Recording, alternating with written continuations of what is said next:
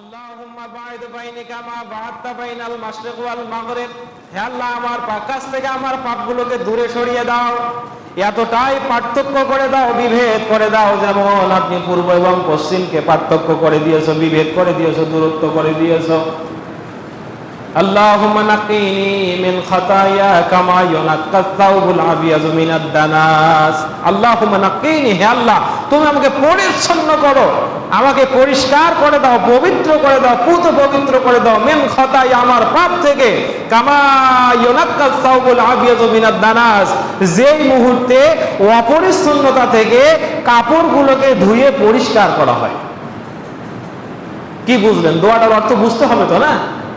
আপনি আল্লাহকে বলছেন, আল্লাহ তুমি আমার কাছ থেকে আমার পাপগুলোকে এত দূরে সরিয়ে দাও, যেমন পূর্ব থেকে পশ্চিমকে দূরে সরিয়ে দিয়েছো। আল্লাহ তুমি আমাকে এমন ভাবে পরিষ্কার পরিচ্ছন্ন করো, যেমন একটা ময়লাযুক্ত কাপড়কে পানিতে ধুইলে পরিষ্কার পরিচ্ছন্ন হয়ে যায়। আল্লাহুম্মা গসিল খাতায়া, হে আল্লাহ তুমি আমাকে গুনাহ থেকে পরিষ্কার করে দাও, ধৌত করে দাও, যেমনই ভাবে কাপড়গুলোকে বেল মায়ে ওয়া সালজি ওয়াল বারাদে, সাবান, সোটা, পানি এটা দিয়ে কাপড়গুলোকে ধৌত করলে যেমন কাপড়গুলো পরিষ্কার পরিচ্ছন্ন হয়। সুবহানাল্লাহ বলেন না? এই দোয়া আমরা করছি। এখন আপনি বলতে পারেন, এই দোয়া তো আমার মুখস্থ নাই। কেন নাই আপনার? আপনি কেন খেয়াল করলেন না? এত সুন্দর আজিম অর্থ সম্পন্ন একটি দোয়া, আপনি মুসলমান হিসাবে আপনার তো মুখস্থ করা উচিত ছিল। বলেন তো, এই দোয়া মুখস্থ করার দরকার আছে না নাই? রাজি নাকি? সম্মানিত হাজিরিন, এছাড়াও একটি ছোট দোয়া আর একটি হাদিসের ভিতরে আসছে, এটা আবু দাউদ এবং তিরমিজিতে এই হাদিস আছে, এই হাদিসের সহিহ। আয়েশা রাদিয়াল্লাহু তাআলা আনহা বলেন, আল্লাহর রাসূল সাল্লাল্লাহু আলাইহি ওয়াসাল্লাম যখন আমি দেখেছি, কানা রাসূলুল্লাহ সাল্লাল্লাহু আলাইহি ওয়াসাল্লাম ইযা ইফতাতাহাস সালাত, যখন তিনি সালাত শুরু করতেন তিনি বলতেন, সুবহানাকাল্লাহুম্মা ওয়া বিহামদিক ওয়া তাবারাকাসমুক ওয়া তাআলা জাদ্দুক।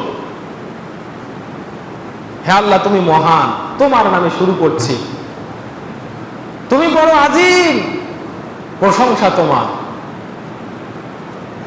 এটা দিয়ে সালাত শুরু করতে পারেন। তবে বুখারী মুসলিমের যে হাদিস, ওই হাদিসের অর্থ আর এই হাদিসের অর্থ দুটা কি একই অর্থ? আপনি ওই আয়াত, ওই দোয়াটা দিয়ে আল্লাহকে কি সুন্দর বলছেন, আল্লাহ তুমি আমার পাপগুলোকে দূর করে দাও, আমাকে আমার পাপ থেকে একেবারে বিচ্ছিন্ন করো, আমাকে ধুয়ে মুছে পরিষ্কার পরিচ্ছন্ন করো, আমাকে ক্ষমা করো। আমি মনে করি যারা চাক্ষুষ বিবেকবান তাদের ওই দোয়াটাই মুখস্থ করা উচিত। তার কারণ আপনি তো আল্লাহর কাছে এটাই চান। তবে এটা দিয়েও সালাত শুরু করতে পারবেন, লা বাসা ফিহি ওয়ালা মুশকিলা, কোনো সমস্যা নেই। তাহলে আমরা তাকবীরে তাহরিমার পরে সালাতের যে সানা বলি আমরা, যেটাকে সানা পাইলাম, এরপর আল্লাহ রাসূল সাল্লাল্লাহু আলাইহি ওয়াসাল্লাম বিস্তর সানা পড়েছেন, আল্লাহুম্মা লাকা সাজাদতু ওয়া বিকা আমানতু। এইভাবে বিস্তর অনেক বড় একটি দোয়া এসেছে। তবে অনেক মুহাদ্দিসিনে কেরাম বলেছেন, এই দোয়াটি আল্লাহ রাসূল সাল্লাল্লাহু আলাইহি ওয়াসাল্লাম বেশিরভাগ তাহাজ্জুদের সালাত যখন শুরু করতেন তখন পড়তেন। আমরা সেদিক গেলাম না। আপনারা এই দুটি দোয়া